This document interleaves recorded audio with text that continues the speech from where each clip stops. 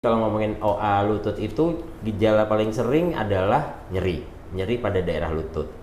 Nyeri pada daerah lutut yang awalnya mungkin pasien merasakan tuh nyeri pada saat dia dari posisi duduk mau berdiri atau lagi mau naik turun tangga, itu keluhannya berasa lebih sakit dok. Jadi kita tidak bisa membuat pasien usia 70 tahun kita rubah menjadi lututnya seperti orang 25-20 tahun, itu nggak mungkin dok. OA lutut di atas grade 3 atau udah masuk grade 4, jangan takut untuk operasi.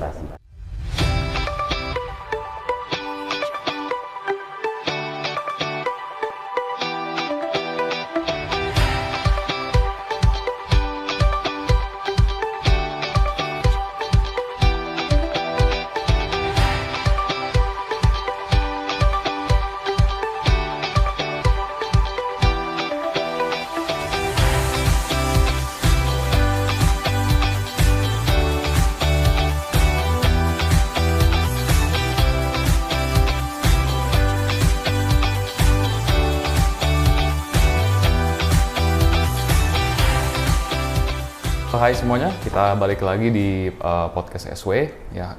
Kita pada episode kali ini dengan host saya, Dr. Nicholas Hugo.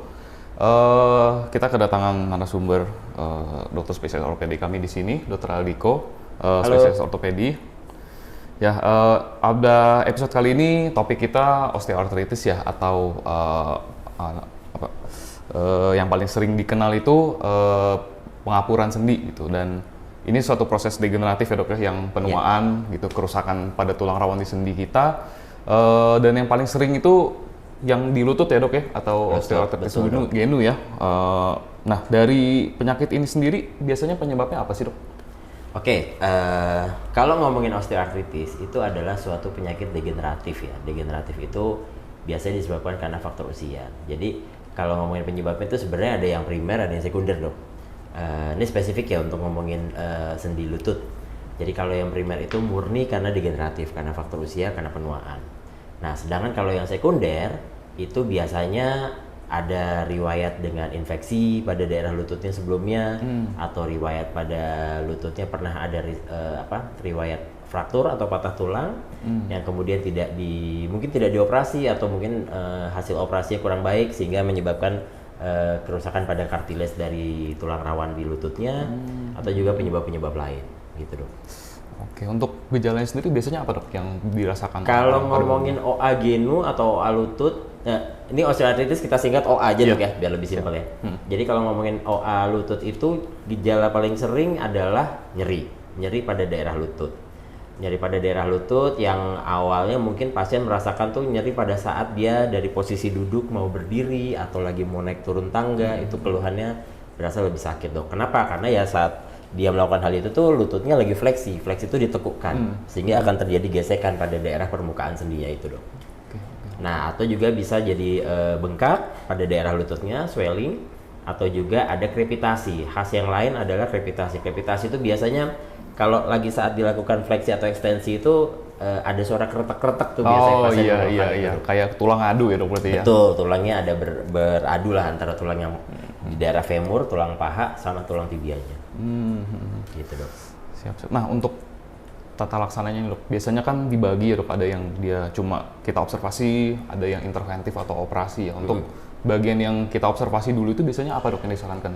Oke, sebelum kalau misalnya kita ngomongin treatmentnya, mungkin ada baiknya saya jelasin dulu mengenai how to diagnose-nya dok ya. Jadi biasanya dokter itu kita anamnesis ya, anamnesis itu kita interview, kita wawancara pasien, keluhannya bagaimana, riwayatnya udah mulai, sakitnya udah mulai kapan, atau mungkin ada riwayat-riwayat yang tadi penyebab sekunder itu tadi, pernahkah ada riwayat patah, pernahkah ada riwayat infeksi sebelumnya.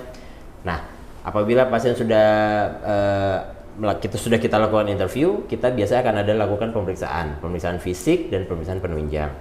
Pemeriksaan fisiknya yang tadi kita lihat apakah ada bengkak, apakah ada krepitasi, atau kakinya bentuknya mungkin seperti huruf O atau huruf X, itu biasanya karena varus atau valgus ya, jadi bowing dia, bengkok. Nah, habis itu bila diperlukan kita akan lakukan pemeriksaan penunjang. Pemeriksaan penunjangnya sih cukup untuk X-ray saja biasanya. Dengan dengan ronsen. Nah, dari hasil ronsen itu biasanya kita sudah bisa mendiagnosis untuk OA nih, untuk osteoartritis. Jadi ada kita bagi kategorinya, ada istilahnya kalau Green Lawrence ya, jadi dia penemunya untuk kategori penyakit itu, sehingga dari situ kita bisa lihat apakah ini pasien perlu dengan terapi, cukup dengan modifikasi gaya hidup, misalnya olahraga dengan fisioterapi, penurunan berat badan, kurangi kebiasaan-kebiasaan olahraga yang berat, atau juga kita bisa dengan medikamentosa atau dengan obat. Nah, apabila 2 tahap ini masih sakit, masih nggak enak, terapi berikutnya bisa kita lanjutkan dengan injeksi. Obat yang biasa disuntikan adalah HA, hyaluronic acid. Jadi itu tujuannya untuk mengurangi sakitnya. Istilahnya mungkin dokter-dokter cairan oli lah dok. Jadi tambah oli, suntik oli gitu biasanya. Itu yang biasanya pasien dapat informasi dari dokternya. Cuman tujuannya yaitu untuk ngurangin sakitnya, menambahkan pelumas pada daerah lututnya. Nah, bila tahap-tahap ini sudah dijalankan dan pasien masih mengeluhkan sakit, masih nggak nyaman untuk berjalan segala macam, baru terakhir bisa kita lakukan tindakan operatif. Oke, tadi kan dokter ada sebut nih suntik hyaluronic acid ya, suntik oli. Kira-kira yang direkomendasiin tuh berapa kali sih dok? Kira-kira mungkin dalam waktu setahun gitu? Kalau ngomongin hyaluronic acid, biasanya tuh ada 2 macam juga dok jenis obatnya. Ada yang disuntikan tiap minggu, biasanya dokter bisa antara 3 sampai 5 kali suntik tuh. Itu dosis yang ringan lah ya, makanya harus 3 sampai 5 kali suntikan. Ada juga yang single shot istilahnya, jadi sekali suntik bisa buat 6 bulan. Nah, bedanya apa? Ya jelas beda secara harga dan secara dosis. Nah, cuman kadang tuh pasien suka nggak nyaman yang bila disuntikan sampai 3 sampai 5 minggu. Kenapa? Karena ya pasien itu harus bolak-balik datang ke dokternya, disuntikannya bolak-balik 3 sampai 5 kali suntikan. Sedangkan kalau yang single shot itu kan sekali suntik beres, udah 6 bulan sampai 1 tahun dia bisa hilang nyeri. Iya. Nah, itu periode tadi dokter sampai pertanyaannya bisa sampai berapa lama? 6 bulan apa 1 tahun? Ya sebenarnya itu kembali lagi ke grade-nya atau dari derajat dari kerusakan dari lututnya itu sendiri. Kalau misalnya masih awal-awal mungkin bisa lebih lama, 6 bulan 1 tahun bisa. Tapi kalau udah grade 3 atau bahkan udah grade 4, pasiennya nggak mau operasi, ya mungkin nggak nyampe 6 bulan udah bisa sakit lagi. Berarti memang kalau emang sesuai grade-nya dok, kalau udah berat mau disuntikan pun kayaknya tidak sesuai ya dengan hasilnya. In the end, pada akhirnya pasien itu tetap akan menyerah juga nih. Udah nggak mau disuntik, ya udah deh dok, lutut saya operasi aja deh. Akhirnya begitu. Tapi kalau dari tadi kan dokter juga udah sebut ya, untuk olahraga sendiri pun jangan terlalu berat ya. Kalau yang direkomendasiin itu biasanya gimana dok? Kalau untuk olahraga, jadi gini, prinsipnya yang namanya sendi di badan kita, di badan manusia itu tetap harus bergerak dok. Iya. Nah, cuman kan masalahnya ya namanya kalau digerakin jadi sakit atau mungkin pasiennya juga gemuk misalnya, itu kan buat dia nggak nyaman. Bahkan untuk jalan aja buat dia udah susah. Iya. Nah, untuk olahraga yang direkomendasikan sebaiknya sih hindari olahraga yang banyak lari atau banyak loncat. Karena apa? Begitu kita lari atau loncat, dia kompresi atau tekanan pada daerah lutut itu semakin berat. Biasanya dokter menyarankan untuk olahraga yang lebih ringan, misalnya berjalan atau mungkin berenang, itu jauh lebih baik. Sepeda itu juga lebih baik. Sepeda biasanya mau yang statis atau dinamis boleh aja. Karena begitu kita goes nih atau ngayuh sepeda itu, pedal sepeda, kita kondisinya lagi duduk di saddle, jadi kakinya aja yang bergerak.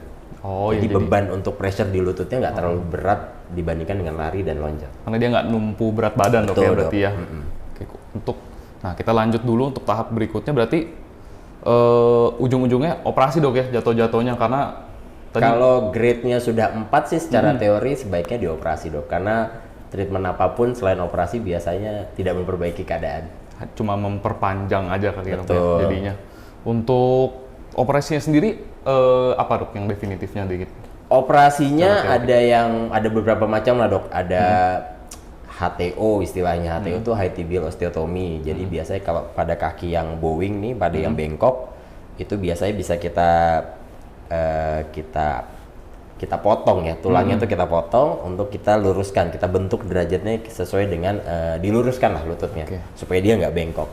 Nah, atau yang ganti sendi. Ganti sendi pun ada beberapa, ada yang unikompartemental. Unikompartemental tuh misalnya yang satu sisi aja yang rusak, nggak dua-duanya. Karena kan bentuknya tulang femur itu kan kondelnya dia kayak huruf W begitu ya, dok. Nah, di bawahnya kan ada tulang tibia. Nah, kalau misalnya cuma satu sisi aja bisa yang pakai unikompartemental. Atau ya total knee replacement istilahnya. Jadi total knee replacement itu diganti semua sendinya loh, di area femur atau area paha sama di tulang tibia yang di bawahnya. Jadi memang dari bagian sendi komponen dok ya, terutama yang bagian tempat tulang rawannya diganti semua dok. Betul, tulang rawan. Karena itu tadi kerusakan pada osteoartritis itu memang kerusakannya di daerah tulang rawannya itu. Nah, tulang rawannya itu yang menyebabkan bunyi jadi kretek-kretek, nyerinya tuh di situ. Itu yang kita replace atau kita ganti dengan pakai implan. Untuk lebih jelasnya nih dok, untuk kapan dikerjakan operasi total knee replacement ini ke pasien-pasien dengan OA genu?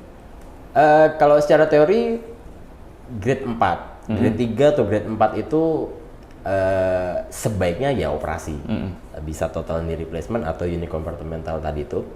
Cuman kan kalau pasien datang dengan, ya misalnya pasien udah usia 70, datang dengan keluhannya udah grade 4, kadang dokter ngomong, Bu ini kayaknya harus operasi. Wah, pasien langsung mundur nih dok biasanya. Pasti. Nah, itu ya tetap, kalau saya sih tetap ya udah kalau misalnya nggak mau operasi, treatmentnya mundur dari awal ya tadi dengan fisioterapi, obat, pakai brace atau pakai deker lutut misalnya, atau bahkan disuntik ya cobain aja dulu semuanya. Kalau misalnya ternyata pasiennya tidak ada perbaikan, ujung-ujungnya dia pasti akan operasi juga. Ceritanya pasiennya setuju nih dok model operasi ya. Kira-kira apa yang di-expect setelah operasi itu yang bisa di-expect sama pasien-pasien itu apa dok kira-kira? Nah, jadi tujuan dari treatment OA ini atau osteoartritis ini, goal of treatmentnya adalah pasien tetap bisa kembali ke melakukan aktivitas hariannya, daily activity-nya tanpa rasa nyeri.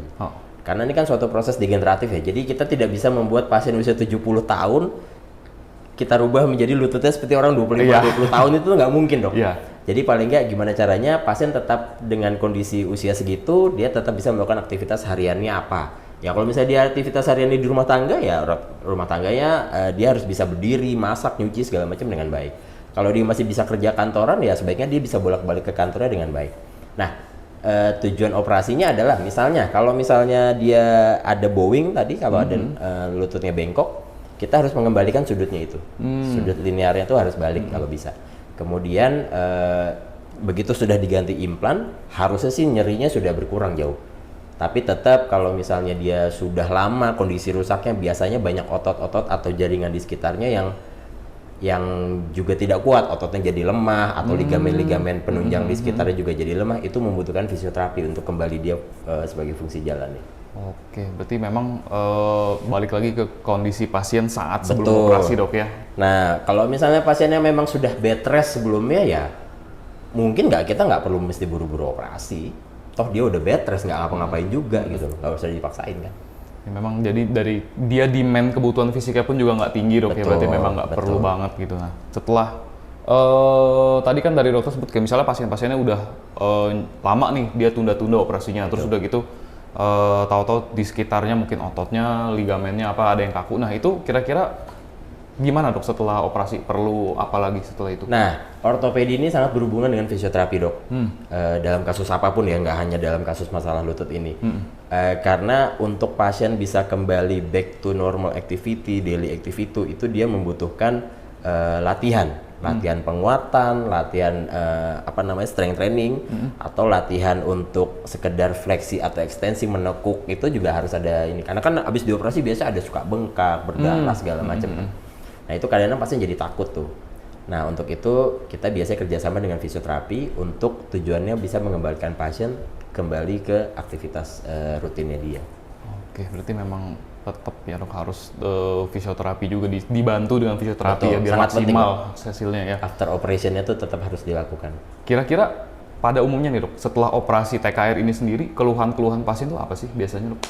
Kalau pasca operasi awal-awal mungkin masih suka keluh bengkak ya, mengeluh bengkak, panas ya, itu sangat wajar. Kenapa? Karena yang namanya operasi kan kita belek ya dok kulitnya, dan pasti akan ada risiko perdarahan, itu pasti ada. Nah tapi begitu sudah 2 minggu, jahitan udah kita copot, udah kita cabut misalnya, kalau misalnya dia masih bengkak, mungkin cairan darah yang masih mengisi pada daerah persendian itu bisa kita sedot, kita keluarkan. Karena kalau misalnya dia masih ada darah itu biasanya lututnya masih kaku, tekanan jadi tinggi tuh dok, jadi masih ada suka sakitnya. Tapi begitu udah disedot, dia jauh lebih enak. Nah itu udah bisa mobilisasi dengan walker biasanya, dengan alat bantu untuk dia bisa berdiri, untuk dia bisa jalan. Nah untuk itu setelah dia udah mulai begitu, ya udah harus latihannya harus lebih rutin lagi gitu. Karena tujuan kita untuk dia bisa berjalan, nekuk. Nah, targetnya mungkin nggak sampai harus jongkok, tapi paling nggak 90 derajat fleksi. Kadang-kadang pasien kan ada yang agak apa ya dok, agak bandel ya. Mungkin setelah itu fisioterapinya nggak lancar gitu-gitu. Betul. Kira-kira kalau dia balik lagi gitu dok dengan kondisi seperti ini gimana dok? Apakah harus ulang dari nol setelah operasi gitu? Ya kita lihat dulu masalahnya. Jadi betul yang tadi dokter sampaikan, karena mungkin bukan karena bandel sih dok, jadi lebih karena dia takut, lebih ke males kadang-kadang. Oke. Nah itu yang kadang-kadang kita sayangkan sebagai dokter, bahwa artinya tujuannya kita untuk operasi tidak tercapai. Iya, Goalnya nggak tercapai nih, pasien tetap males, tetap nggak mau bergerak. Nah itu yang jadi PR nih buat kita untuk memberikan motivasi dia gitu. Oke. Itu yang PR-nya.